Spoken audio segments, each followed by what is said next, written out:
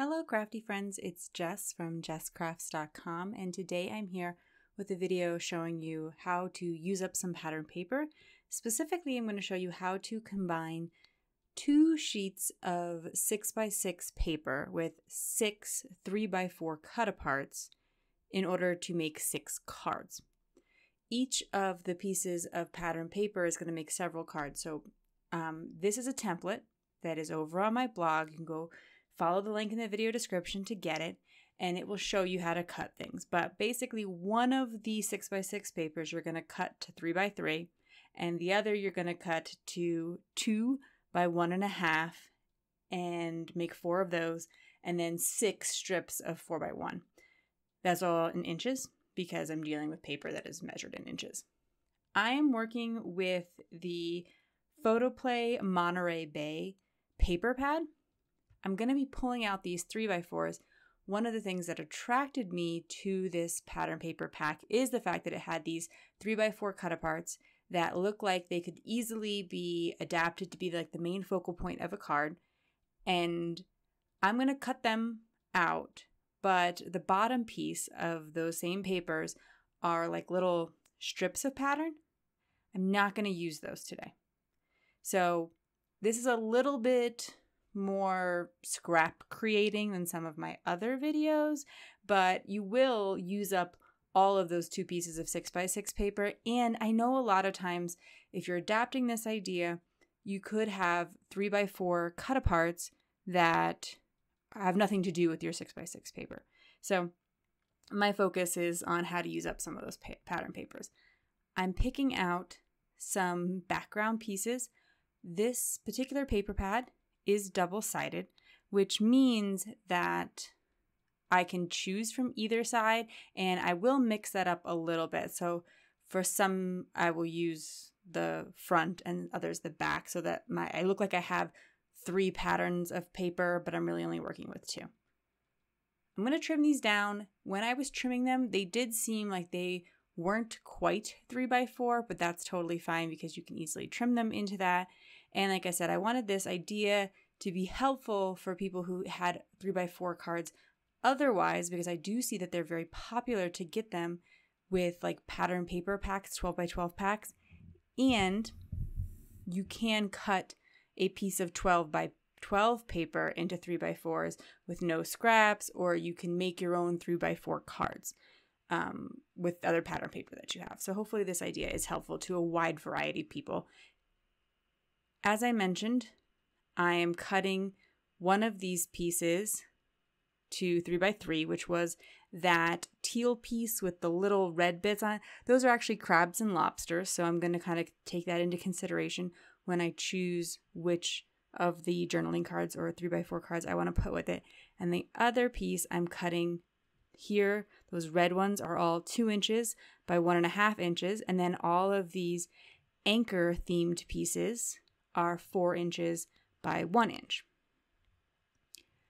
I traditionally like to pick one color to do all of the matting that I'm going to do, because all of these call for you to take a 1/4 inch mat and put it around each piece. So rather than just gluing the pattern paper directly to your card base, putting a mat between the pattern paper and the card base, or between the pattern paper and the other elements, helps to add a little bit of interest, helps ground elements, overall gives a more finished look. For many years, I didn't use a lot of matting, and I still think I made a lot of cute cards, and I could see not using mats on a couple of these designs, and really, actually all of these designs, if you didn't put a mat, I think would look great. So if you don't want to do this cardstock step because it takes a lot more time and you're really looking for super, super quick cards, just skip all the mats and still follow the sketches.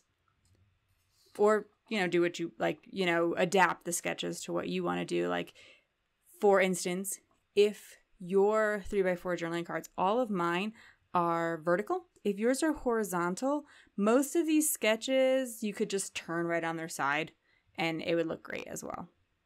But I decided to use some navy blue cardstock and some red cardstock to mat different elements, just kind of depending on what I thought, like if it highlighted the paper better. So for instance, that teal paper with the red, I felt like having a red mat pulled out the red elements of that pattern paper as a, sort of for instance with my design there. You may have seen that I took the different pieces of cardstock and pattern paper that I cut and I put them inside of a zip top bag. The reason that I did that is because I'm going to have all those pieces gathered together so I can glue them later on in mass. Like I don't have to stop and glue every little element as I cut it out, but they're grouped together so I know like what the basic design is there and I'm not wondering, hey, which piece of cardstock was supposed to go with this, etc. I'm also using it as a way of picking out which of the 3x4 cards I want to match with each one. So here you can kind of see that I'm testing out which 3x4 card looks good with each arrangement of pattern paper. Then I'll bag it up and I'll have all of the pieces together so that I don't get anything confused. And it also means if you're going to make a bunch of these, so like today I'm only making 6 cards, but you could easily decide that you wanted to make any number of multiples of 6, or actually the template number 2 and sketch number 3, when you download the PDF, they go together and you could just totally ignore template 1 and sketches 1 and 2. And so you could just like make a whole bunch of that card or just make a whole bunch of the 1s and 2s. And then this bagging technique can be really helpful because I've heard people say things like, oh, I like to do that. I cut them all. I cut all the pattern paper, I cut all the cardstock, and then I bring it with me when I'm camping or I watch TV while I assemble them all, things like that. So, that's kind of my logic too by why I choose to bag up the elements sometimes. In this case, when you're only making 6, you don't really need to do that. But when you're working on, 50 Christmas cards, it sure is helpful. And of course, you could adapt these to any holiday you wanted. I liked this pattern paper and picked it up because it had themes and elements that I thought would work well for boys. I donate a lot of my cards, which many of you know, and so I like to make sure that my cards work for different ages, different genders, and of course, no thing is like, boys can like unicorns, girls can like soccer, whatever. I just mean like I try to make a wide variety of cards. And on that note, I like to donate my cards, and I've made joke sheets to go that so what do I put inside a card when I donate it? Because like I donate it to Cards for Kids or Cards for Hospitalized Kids, and they ask you to write a message inside. It can be hard to know what to write every time, and so over on my blog, you can get these printable joke sheets and you can add them inside your card. It has a little joke and a punny message. There's so many themes over there. There's an ocean animal theme, which I would probably use with this set of cards when I'm finished with it. And I might even go back and use up the rest of the 3x4 cards and just kind of finish off more of those papers and add it in there. But there's a link always in the video description to that. What I'm doing here, it might seem that I'm like kind of random that I'm adding in a bunch of like cardstock strips here, but that is to provide a little bit of dimension. You could use foam tape, but cardstock is cheap and free, readily available. We all have little strips of cardstock that are left over from cutting mats and, whatever projects. So one way that I like to use them is when I need a little bit of dimension on my card, I like to use it behind whatever I'm trying to pop up. In some instances, I glue 2 pieces of my thick cardstock together, and in some instances, I just need 1 layer just to make things appear a little bit more smooth. So because that 3x4 card, on the last one, it was like there was a lot of blank space between those 2 tiny strips of pattern paper at the top and bottom. By putting in that cardstock, everything looked a little bit more smooth. Everything's going to stick together a bit better. And I hope that explanation makes sense. I'm working here on a grid mat, and it's always linked in the video description, but I like having a grid mat under my work surface just because like here when I'm trying to line things up, I can sort of try to center my card along 2 measurement lines so that I know where the middle of my card is.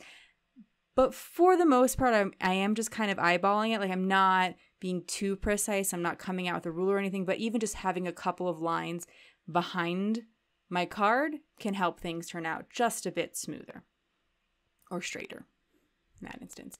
So yeah, again, there I'm just taking a little bit of cardstock and I'm trying to even things out, because here I'm putting a piece of thick cardstock with pattern paper over another piece of thick cardstock with pattern paper, and things could start, if I keep doing that, things can start getting a little bit lumpy, but here I'm keeping them smoother. Now, the other dilemma I had here was that when I picked this pattern paper pack, I thought, oh, you know, these will make great centerpieces for cards, and some of them I liked the sentiment or the fact that they didn't have a sentiment. So like the seal says ahoy there matey, super cute, but like the otter and the walrus, they don't have a sentiment, but they kind of don't need one. I'm going to, you know, add something to the inside of the card. So I'm leaving those two with a no sentiment. But then the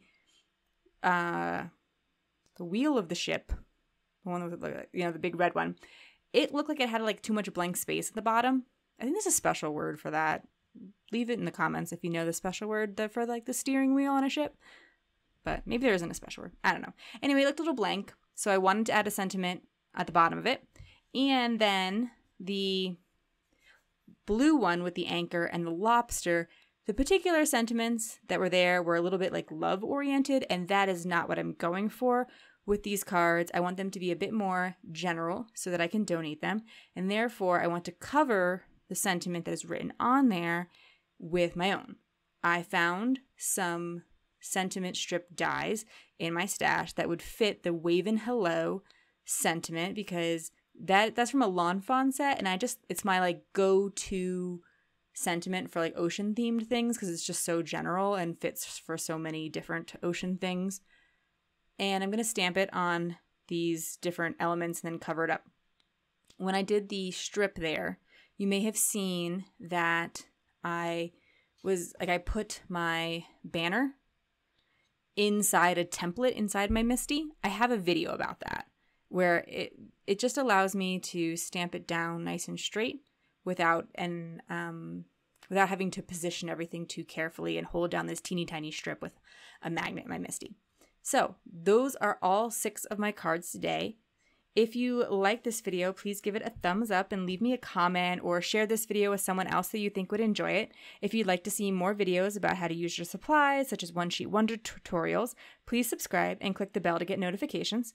I will link all the products that I can in the video description and link you to my blog where you can download any of the templates or other information that I mentioned.